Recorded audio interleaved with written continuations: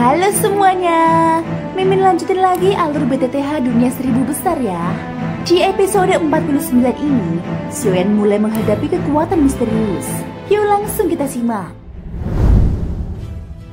Di episode sebelumnya, Xiaoyan mengunjungi Gedung Pil untuk mencari bahan langka guna menelan api suci. Setelah menunjukkan kemampuannya sebagai alkemis tingkat kaisar 2 bintang, dia berhasil mendapatkan bahan penting seperti 3 bunga api dan tanah batu roh dengan harga murah.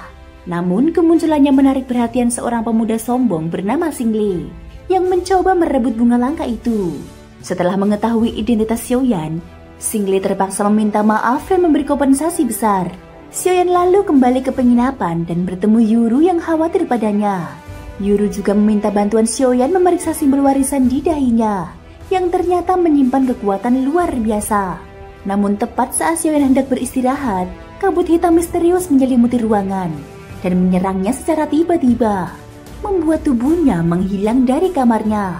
Tempat apa ini? Xiaoyan terpaku dalam keterkejutan. Beberapa saat yang lalu, ia baru saja hendak beristirahat. Namun, setelah mendengar teriakan peringatan dari Raja Naga Emas, tubuhnya tiba-tiba terseret ke dalam ruang gelap ini. Dari penglihatan samar yang bisa ia tangkap, tempat ini sepenuhnya diselimuti kegelapan. Dan ia sendiri sedang terbaring di atas sebuah ranjang batu yang dingin. Namun, tak sempat terlalu lama terkejut. Xiaoyan segera menyebarkan kekuatan jiwanya ke segala arah.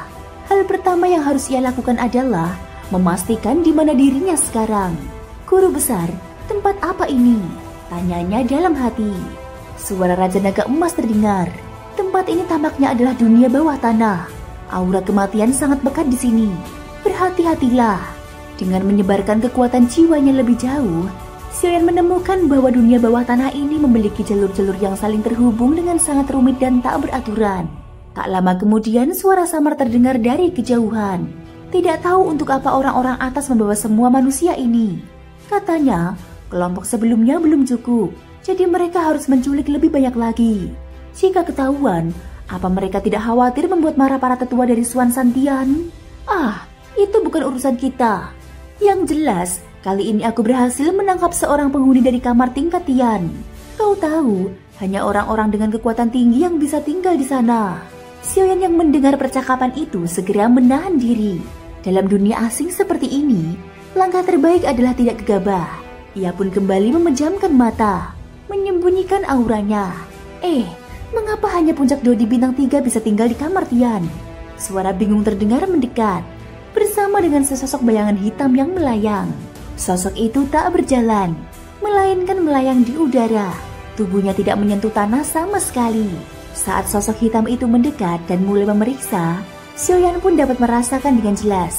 Auranya tidak seperti manusia, bahkan bukan seperti makhluk dari ras luar. Aura itu sangat mirip dengan kondisi jiwa Raja Naga Emas, sebuah bentuk keberadaan yang murni berupa jiwa. Makhluk roh jahat. Suara Raja Naga Emas terdengar dalam keseriusan yang belum pernah ia perlihatkan sebelumnya. Xiaoyan terdiam. Benar, itu adalah makhluk dari dunia hantu. Lanjut Raja Naga Emas. Mereka sangat khas, aura mereka gelap, menyeramkan, dan jika racun jiwa mereka memasuki tubuh manusia, itu bisa sangat merepotkan. Jadi berhati-hatilah. Xiaoyan mengangguk dalam diam. Bawa orang ini ke dalam, kata makhluk hitam itu. Beberapa sosok menyerupai manusia pun muncul. Tubuh mereka memang seperti manusia, tetapi sorot mata mereka benar-benar kosong dan kehilangan cahaya kehidupan. Tetesan air terdengar jelas di lorong yang gelap dan lembab itu. Tak lama kemudian, tubuh Xiaoyan diletakkan ke dalam sebuah ruangan batu yang sedikit lebih terang. Di tengah ruangan, terdapat sebuah kolam air dingin, dan di sekelilingnya, berbaring puluhan manusia lain yang bernasib serupa dengannya. Dan di antara mereka, ada satu orang yang langsung menarik perhatian Xiaoyan. Seorang pemuda berjubah dao dengan aura tenang namun tidak asing. Mu Feng, orang yang sebelumnya ia temui di kedai teh. Mu Feng pun membuka sedikit matanya seolah menyadari kehadiran Xiaoyan. Jari tangannya membentuk sebuah cahaya samar yang melesat secara halus ke arah Xiaoyan. Aku melihatmu, kau juga kena jebakan. Tempat ini sangat berbahaya. Suara itu terdengar langsung dalam kesadaran Xiaoyan. Xiaoyan menyambut pesan itu dengan kekuatan jiwanya.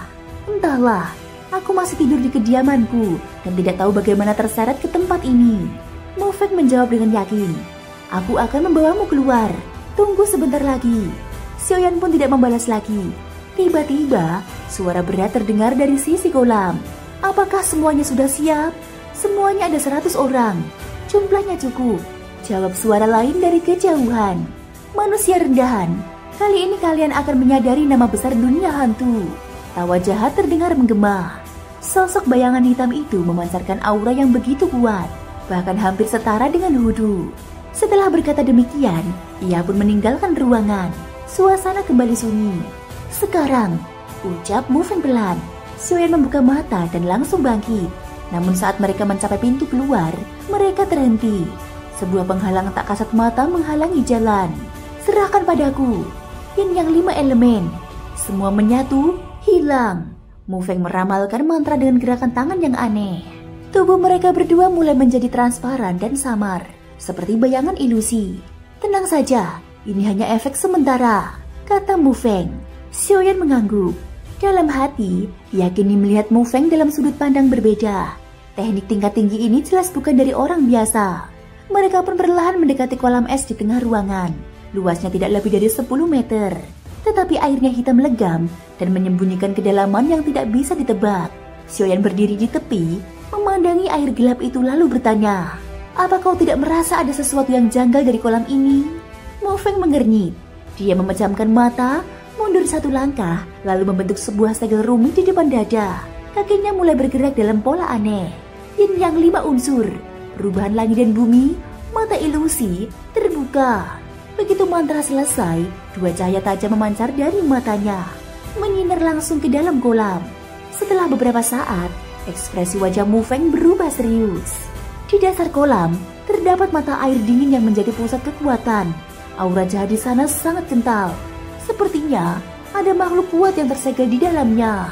Selain itu, aku melihat ada sebuah segumpal jimat batu di mata air tersebut. Tapi kini sudah mulai retak. Sepertinya jimat itu digunakan untuk menahan aura jahat, dan kini hampir hancur karena waktu. Mendengar itu, Xiaoyan pun mengerutkan alis. Dengan kekuatan jiwanya, ia juga menemukan hal yang sama. Namun, ada satu hal yang lebih mencurigakan. Di dekat mata air tersebut, terdapat sebuah cekungan berbentuk tak beraturan. Seolah-olah dahulu di tempat itu pernah diletakkan sesuatu yang penting, tetapi sekarang telah hilang. Di tepi kolam dingin yang menyimpan aroma kematian, 2 sosok berdiri dalam diam. Mu Feng dengan semangat yang sulit disembunyikan, mengusulkan sebuah rencana yang tampak nekat. Menghadapi makhluk yang tersegel di dasar kolam, makhluk yang kekuatannya belum diketahui secara pasti. Xiaoyan sempat menolak.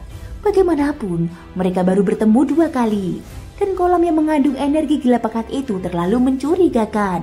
Namun setelah melihat semangat aneh dalam sorot mata Mu Feng, dan mengingat bantuan yang baru saja diterimanya, ia pun luluh. Meskipun masih menyisakan keraguan, ia memilih untuk ikut bergerak. Dengan satu syarat, jika segalanya di luar kendali, mereka akan segera mundur. Mu Feng mengangguk mantap. Ia tampak percaya diri. Dengan sebuah gerakan ringan, ia memanggil 2 benda dari cincin penyimpanannya. Tubuhnya mulai bersinar dengan cahaya kehijauan. Langkah-langkahnya membentuk pola aneh di sekeliling kolam.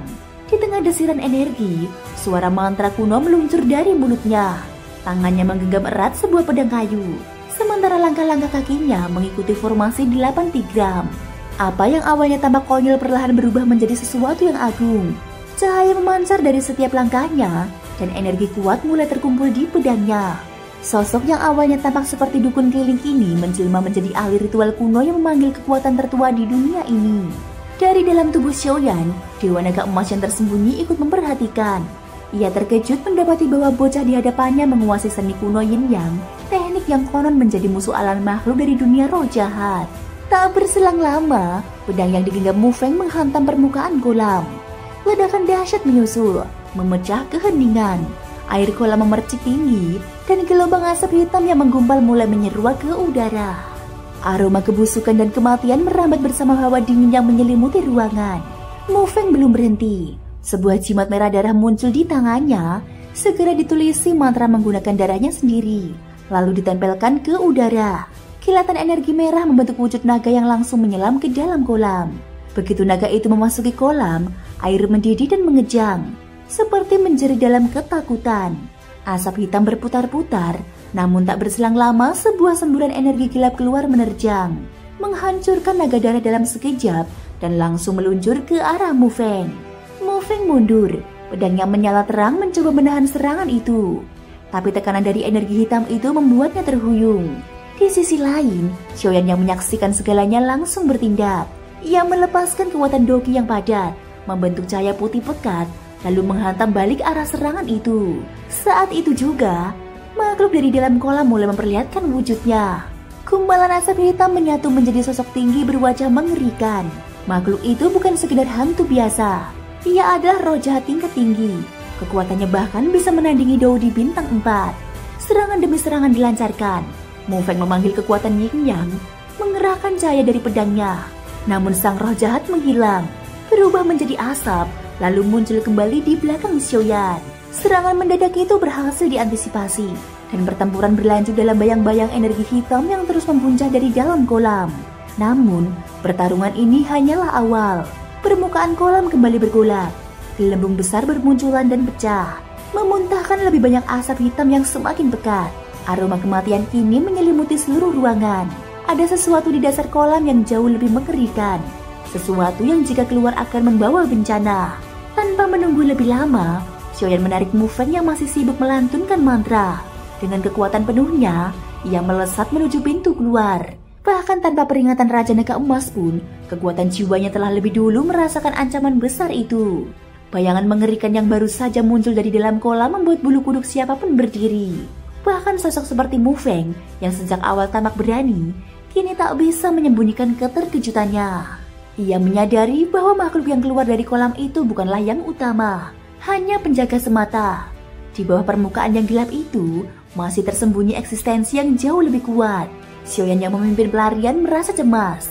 Namun saat mencoba menembus pintu keluar, tubuhnya justru terpental kembali, seolah menabrak dinding tak kasat mata. Energi yang dingin dan menekan menghalangi jalan mereka, seakan tidak mengizinkan satupun makhluk meninggalkan tempat terkutuk ini.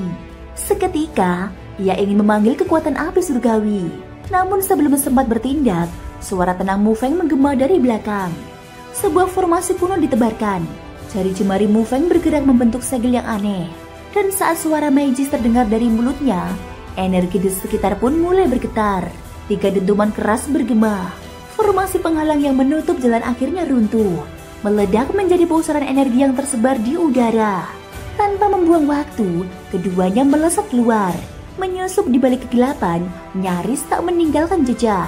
Setiap lorong yang mereka lewati dipenuhi oleh bayangan makhluk arwah yang berpatroli. Namun berkat seni rahasia yang milik Mu Feng, keberadaan mereka seolah terhapus dari kenyataan. Bahkan makhluk-makhluk menyeramkan itu pun tidak menyadari 2 manusia sedang melintasi wilayah mereka. Dalam keheningan pelarian, suara Raja Naga Emas di benak Xiaoyan. Ia membuka tabir yang menyelimuti misteri kolam gelap itu. Ternyata, makhluk yang tersegel di sana bukanlah sembarangan. Itu adalah sosok dari tingkatan yang dikenal sebagai Kaisar Arwah, salah satu pilar kekuatan dunia roh. Bahkan dalam klasifikasi kekuatan para arwah, keberadaan seperti ini jauh di atas makhluk lain. Mereka bukan hanya langka, namun juga ditakuti di seluruh lapisan dunia bawah. Langkah Xiaoyan sempat melambat, namun teguran dari Mu Feng membangunkannya dari keterkejutan. Pemuda eksentrik itu kini memimpin mereka menuju jalur khusus. Sebuah jalan rahasia yang seolah dirancang khusus oleh kekuatan Yin Yang. Sementara itu, di balik kabut yang menutupi kolam, arwah penjaga tampak gelisah. Permukaan air mulai bergejolak, menggelembung dengan gelembung darah. Ia bisa merasakan sang kaisar yang terkurung sedang menggeliat, mencoba membebaskan diri dari belenggu ribuan tahun. Peringatan pun dilontarkan agar entitas agung itu tidak terburu-buru menerobos segel.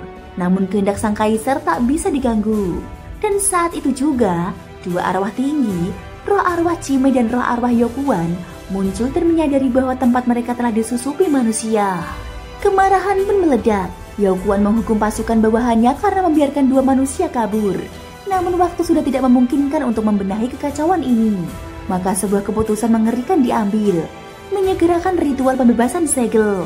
Satu demi satu tubuh manusia yang masih tak sadar dilemparkan ke dalam kolam.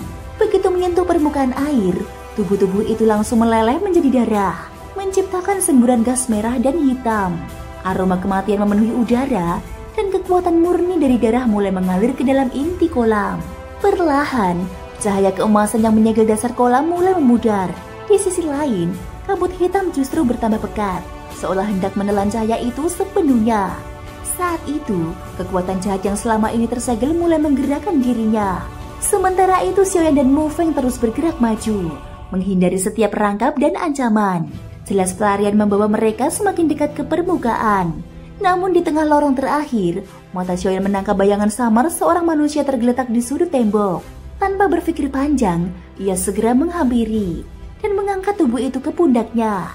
Dalam hatinya, ia tahu ia tidak bisa meninggalkan siapapun di tempat seperti ini. Dan akhirnya, cahaya muncul di ujung lorong. Keduanya tiba di gerbang keluar. Cahaya terang memaksa mereka menyipitkan mata. Begitu penglihatan menyesuaikan diri, keduanya menyadari mereka telah kembali ke jalan kecil yang dulu menghubungkan dermaga dengan alun-alun uji coba. Jalan yang tampak biasa itu ternyata menyimpan lorong tersembunyi. Pintu menuju kegelapan yang hampir merenggut nyawa mereka. Tubuh mereka lunglai, namun sebelum sempat beristirahat, keduanya sepakat bahwa ini bukan akhir. Apa yang mereka temukan harus segera dilaporkan. Tanpa berkata apa-apa lagi, keduanya memandang dalam pemahaman yang mendalam. Kemudian mereka tertawa lepas. Tawa yang bukan berarti lega, melainkan kekuatan untuk menghadapi bahaya yang akan datang. Mereka melesat menuju kediaman Wu Jiang, membawa serta satu orang misterius yang perlahan mulai sadar di pelukan Xiaoyan. Xiaoyan dan Mu Feng berjalan cepat menuju kediaman Wu Jiang, orang yang bertanggung jawab atas tempat ini. Di dalam ruangan, Wu Jiang sedang membaca buku dan dokumen kuno.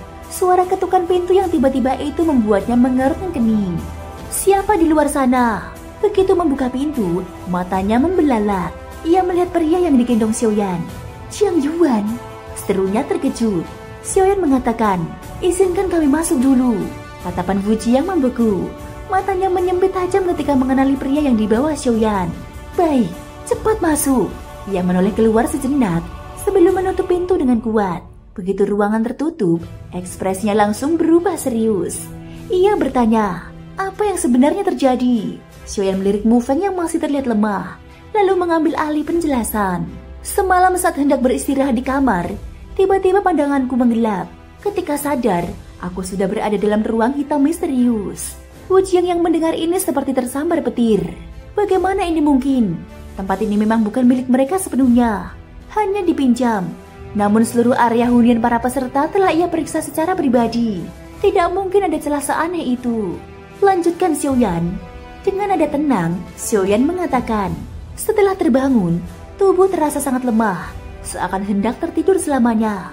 Beruntung, aku berhasil melawan dorongan itu. Di dalam ruangan tersebut, kami melihat sosok-sosok yang menyeramkan mengumpulkan para peserta yang pingsan, seolah mereka tengah merancang sesuatu. Terowongan itu bercabang ke segala arah. Satu langkah salah, bisa tersesat selamanya. Di sana juga terdapat sebuah kolam dingin yang tampak biasa, namun ternyata menyegel makhluk yang luar biasa kuat. Aku dan Mu Feng sempat mencoba menyerangnya, tetapi kami terpental dan hanya bisa melarikan diri. Sambil menunjuk tubuh di lantainya, ia berkata, pria ini kami temui dalam pelarian. Mendengar semua itu, Wu Jiang merasakan tekanan. Ia segera bergegas menghampiri Jiang Yuan dan menyentuh tubuhnya. Seketika itu pula, sorot matanya berubah tajam saat berkata dengan marah, sial, ini adalah energi jahat. Energi jahat yang merasuk ke tubuh. Ini sangat sulit ditangani. Wu Jiang menarik nafas panjang dan bergumam, benar-benar kelalaian besar. Aku tidak menyangka bisa berakibat sejauh ini. Namun Xiaoyan menatapnya dan berkata, Senior Wu, sekarang bukan saatnya menyalahkan diri sendiri. Yang terpenting adalah menyelamatkan para peserta yang masih berada dalam terowongan. Jika kita terlambat, semuanya bisa berakhir buruk. Mu Feng juga menimpali dengan nada tegas.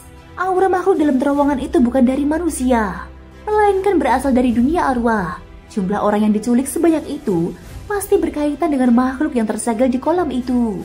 Wu Jiang menegakkan tubuh, tatapannya tajam. Di mana pintu keluar tempat kalian lolos? Tunjukkan padaku. Ketiganya segera bergegas ke lokasi. Sesampainya di sana, Mu Feng memandang sekitar dengan bingung. Aneh, jelas-jelas kami keluar dari tempat ini, tapi sekarang pintu keluarnya tidak ada. Dengan dahi berkerut, Wu Jiang bertanya, kau yakin ini tempatnya?